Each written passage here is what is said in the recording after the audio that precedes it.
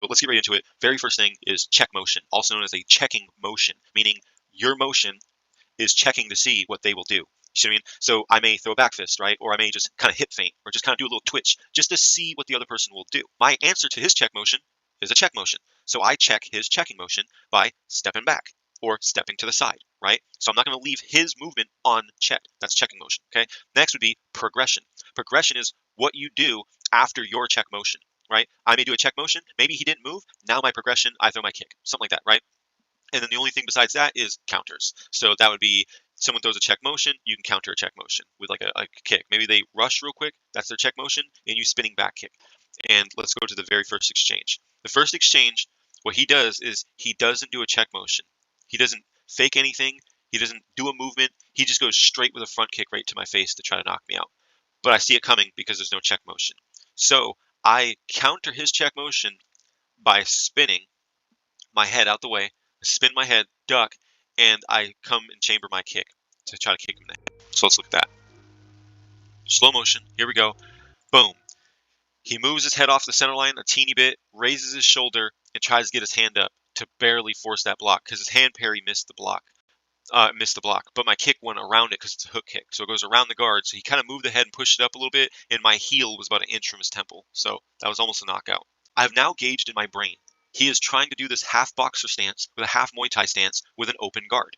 So you don't want to open guard in like Taekwondo karate because your whole body is open to get hit a million different ways. Okay, and that's all he was doing was leading with his chest and gut, with his hands up in a boxing stance like he thought he was a boxer or a Muay Thai fighter. I gauged this, and I also gauged that he's aggressive.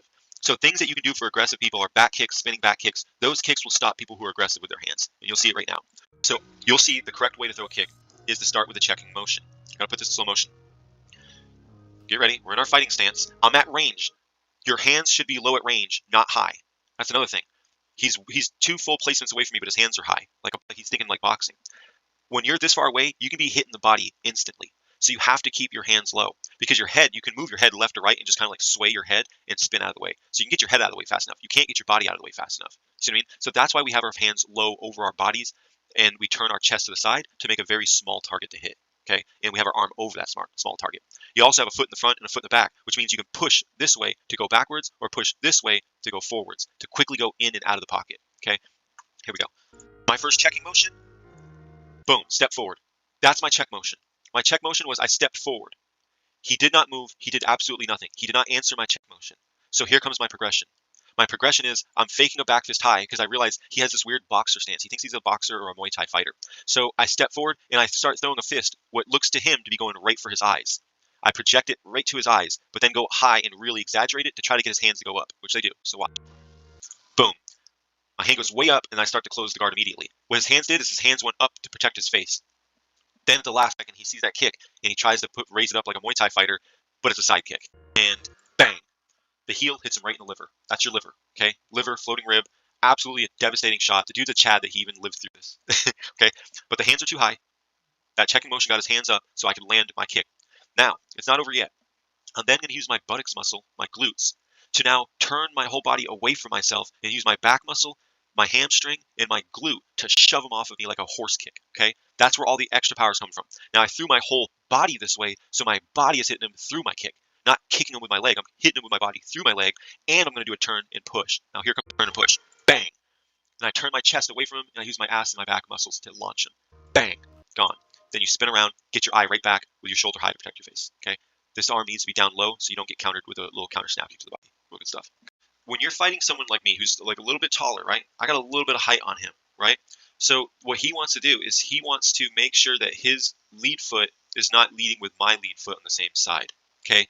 If his foot right here was forward and this one was back, he would be leading with the same leg as me, which means that distance-wise, he would drown in my jab and my side kick. So you want to switch sides so that you can kind of block and defend better. Okay, so I'm moving side to side from him because I'm trying to gauge what he's going to do next. Right, that's my checking motion. Is I go left to this side, and he tries to turn to the right. So I go this way, and he tries to circle to the right. I cut him off. Boom. See how I cut him off? And that forced him to go backwards instead of cutting in, which would have allowed him to be in range of a side kick. So I cut off of his movement. So his check motion was to try to step in slick, like to go here. When I see him starting to move this way, I quickly move back this way, which doesn't allow him to step there, because the moment he steps there, he will get hit with my kick. So he steps off to the back instead. So check motion, check motion, check motion. Now he's here. Okay, let's keep going. Now I want to bait him, because now I realize that he's very reactive to my movements. So now I'm step back because I want to bait him. I want him to lead. Okay, because watch what happens. Look where his foot went. When I step back, the way he stepped back was to step back this way with that foot. That allowed him to lead with this foot, which is the same foot I'm leading with. See, let's go back. Look what I just did. Actually kind of slick. I step back, making him want to close distance and go forward, and not think about the fact that he's leading with the same leg as me. So now he's leading with the same leg as me. Now I'm going to try to recenter him, which is going to buy me time. Now I'm going to move to the side of his leg to get on this side, so that way he has to turn his stance and face me again. I'm going to keep doing that. As long as I do that first, I lead the check motion, which means my progression will come first. Okay? The best thing to do is to disengage. He did not disengage me. He tried to trace me. Once again, see, I'm trying to get this foot to the outside of his lead leg, and I'm leading with the same leg. As long as I can get to the outside of him, I can do whatever I want with him, because I will lead the check motion, I will lead the progression, and I'll have the range, the reach advantage as well. Okay? If I keep doing that, he resets. I do it again. He tried to do like a crescent kick or something, so I get my parry hand up just in case, right? And I sidestep again. Now his foot's up. Move one more time. Watch what happens. Now that his foot's up, he really put himself in a deficit of time, because now I'm gonna sidestep one more time, and now he has to put his foot down. That's one cooldown, call it. Then he has to also pick it back up and put it down over here again, so that he can readjust to me. So now he's 2 check motions behind me. That's 2 check motions behind me, and now I'm leading on the outside of his leg. While leading with the same leg as him, while being taller, he's gonna drown in my side kick, right? Here it comes. Check motion with the hand first to make it go up. He starts raising his hands up like he's gonna block. Then he realizes it's a kick, so he tries to get this knee up like a Muay Thai fighter to block it. Problem is, it wasn't a round kick coming up. It wasn't a straight kick. It was a hook kick, which isn't in Muay Thai. The hook kick goes around his parry, and I drive it by using my ass muscle to push out. Boom, and that heel just drove right through his bladder, and you can't see it. My heel is underneath his arm, and my heel is inside of his bladder, goes into his bladder, and drags along his bladder real hard. Blah! Just like that. Blah! Then he feels it. His hands drop. That almost buckled him. That was extremely painful. You could see it on his face, because you get hit with the heel to the bladder. It's extremely painful. And then I spin around, because he's going to try to counter with a hand. The smart thing to do would be to immediately counter with your hands when somebody kicks you, because your body should be right there. So what I do is I spin around to get my hands over my body, and I just another kick. Because look, here comes the hand. He did the right thing to do. But I spin around and I duck my head to get my head and body out of range with my arm over my body in case he went to the body instead of the head, which he tried to go for the head with a back fist. Real good stuff. Okay. But instead, boom, another spinning hook kick, bang, right to his kidney. Kind of like half the liver, half the kidney. It hit both. So, your kidney is on your back. It's like on your back on both sides, like here and here. And then your liver is on the front side that kind of wraps around like this. Okay. So boom, 2 vital organs in one shot. Okay. Now we have him all busted up. I've hit him multiple times. I almost knocked him out with the first shot, missed by like an inch because he shoulder blocked it. Then hit him in the liver with a powerful side kick that blasted him out of the picture. Then I came in and I just ripped his bladder and then spun around quickly and then hit him in the kidneys and liver both. Okay, so we have some real nasty strikes on him already. Now I'm in his head. Okay, now that we're in his head, I'm gonna overload his senses now. So now I'm gonna go left, right, left, right, left, right, forward, backwards. You kind of do all kinds of excessive movements and then even throw in a little back fist. So my check motion is I fake a back fist almost in range. So that back fist could have landed me my side kick, but I didn't throw the side kick because I did that last time. So I threw a check motion without the progression I threw last time, hoping that he will try to counter what I did last time. And he did. He threw the knee up, elbow down, and tried to block the side kick, but the side kick didn't come. You understand? You like that? Okay, sorry, I'll try not to do that noise. But this is actually kind of really nasty. That was the most intense fake out. I did the exact same thing that I hit him with last time that blasted him back, well, the one before, and he thought it was coming again, and he really covered for the side kick, but it didn't come. And now he's off balance because he threw his body weight into it to really have the force to block it. But I'm still standing there. And then watch what happens. And now I use my front foot because now I move just a teeny bit back, just so that, because he's still chambered, so he can still throw a kick off of it, but I move back, which only gives him one option, which is to replant. When he goes to replant, he falls into my range. And here comes the actual kick. Oh wait, it's after that one. It was one more fake. Okay, yeah, and I threw one more fake to really mess with him. He tried to block it. So now I got him overreacting. So now we doubled it up. Here we go again. Now I wait for it. He comes in and he just gets frustrated and just leads without a check motion and just throws a round kick without throwing anything first. You notice that? He didn't throw a check motion. He didn't do a feint. He didn't throw his hand. He didn't do anything. He just got frustrated and just rushed in and just tried to throw a round kick. I took one step back, planted, and threw a down block. Just ha! I down blocked it. Boom! Like, and off of that kick, I threw my counter. Boom! And I hit him right here in the belly. But it was a partial hit. I hit him in the belly while he was like falling. So it technically was a point, but it's a partial. So they considered it a block for whatever reason. Probably because it was kind of like on his hip. You can get like a hip block. It's not common, but anyway. So boom, counted that as a block. A blocked counter, which it really wasn't. It was a partial in my opinion. But let's go to the next one. Here comes the next check motion. So now we're overloading his brain. Okay, my chest. Remember, look at my chest. My chest to the side, my arm in front of my body. He's now kind of getting it like, okay, this dude is really destroying my body. And so now his hands at range are starting to drop to protect his body, which is good. That's what you're supposed to do. People are always like, why are your hands down? You got to keep them hands up. At range, you better keep your hands down because that's the correct guard. Because from right here, you can just kind of go, ah, and just like quickly just hit in the body. And it's so fast and your feet and your legs are so long that you just kind of like, ah, you hit so fast that you can kind of like move your head, but you can't move your body out of the way. That's why we keep our hands over our body. We're protecting our body at range because you can still be hit, but your head can't be hit at range. You see what I mean? So I'm overloading his brain.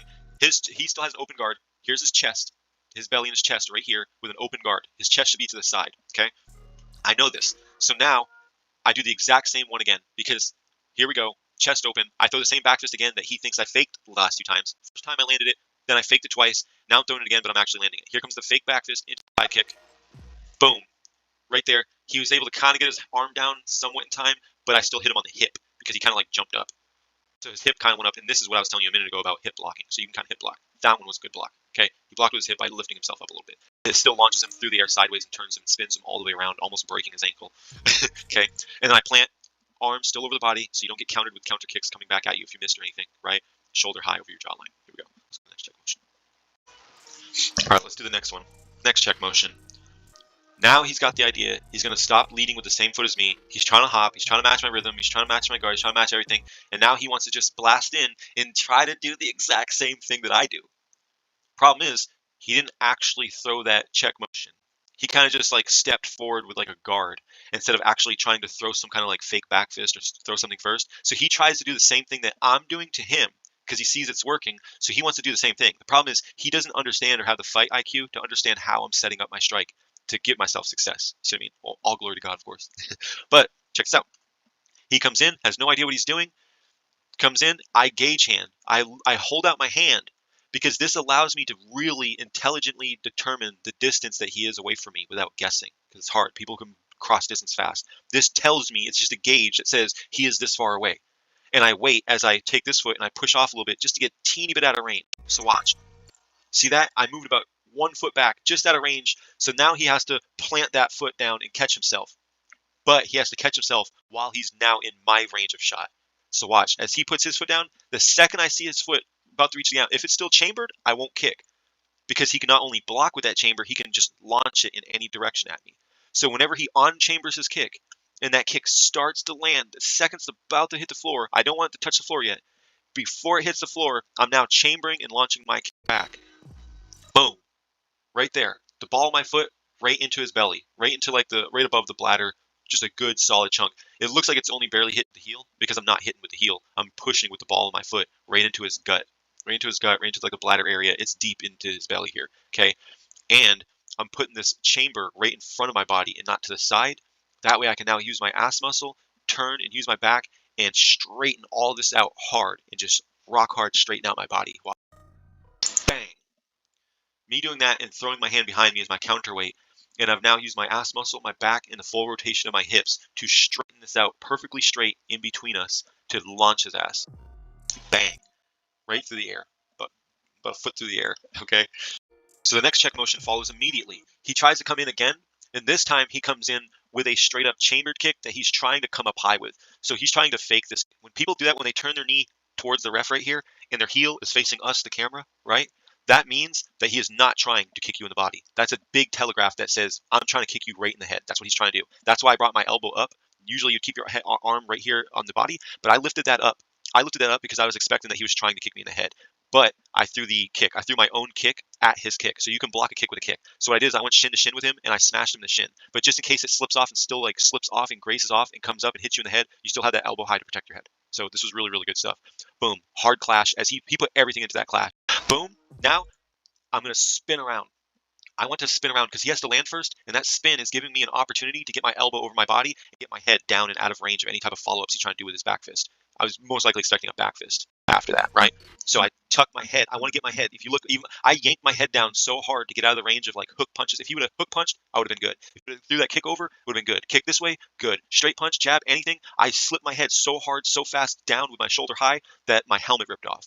That is absolutely amazing form, okay? And I got my chamber up just in case he was trying to throw a round kick low or a snap kick that would hit me in the face this way. My knee is blocking it this way. But also that chamber that works as a block is going to come up and try to spin around, hit him in the head or the body. You'll see that here. Boom. I tried to kick him in the. I actually tried to kick him in the head, but his elbow had came off of his guard, which kind of trapped my heel on his kidney and his liver. So I ended up hitting him in the liver shot. He would have been better just ducking his head and keeping his elbow on his body. He didn't do that, and it snagged my kick into him. So it probably, most likely, if he would have just kind of ducked his head a little bit, my spinning hook kick that I was chambering to kick him in the head would have kind of grazed over the top and would have been fine. But instead, his arm went up off of his guard and got his rib, his floating rib, his kidney, and his liver all hit at the same time. 3 extremely painful spots all got hit at the exact same time. Pow! All got hit. So it would have been better for him to keep the elbow tight on his body to protect his rib that could have got broke and just move his head a little bit. That would have been the correct check motion. Okay. So I hit him here and I keep my head low. Watch. I keep my head low. I don't stick my head back up. I see people in the UFC do this and get knocked out. Like, it's just bad. Okay? Do not raise your head back up. My elbow, and all I did was turn my body around and throw my elbow back up over my body here. Okay? And now I can see him. I can see what he's doing. And then chamber, bang, another kick right in the solar plexus. Ah, I hit that hard. I didn't look that hard, but I hit it really hard. It just goes, pow, hits him another time, and he grabs my leg. Normally, I wouldn't have like a Taekwondo stance like in a street fight and stuff because you can get snagged like this. Like a jiu-jitsu guy or an MMA guy will probably grab you and dump you on your head and choke you out and kill you. So you don't want a Taekwondo point spar like kickboxing point spar like this in like an MMA setting or like anything like that. You'd have like a little bit different of a stance, same movements but a little bit different stance. And you wouldn't throw so many kicks. I can throw all these kicks I want because I know that it's illegal. You can't grab my leg, or you can grab my leg all you want, but you can't like dump me on my head. You can't submit me, and you can't do like double leg takedowns. So you're free to just do some kicks, but that's it. Now I take a step back, hand up, shoulder up. If you look, just in case, I got this knee coming this way just so that he doesn't slip a kick underneath my guard here and kick me in the face. That's why the knee's this way. Elbow down, hand up here, right, to keep hook punches from coming around. And I got my shoulder high, and I can duck my head if I need to from the opposite side. So that's about it. That's a few check motions.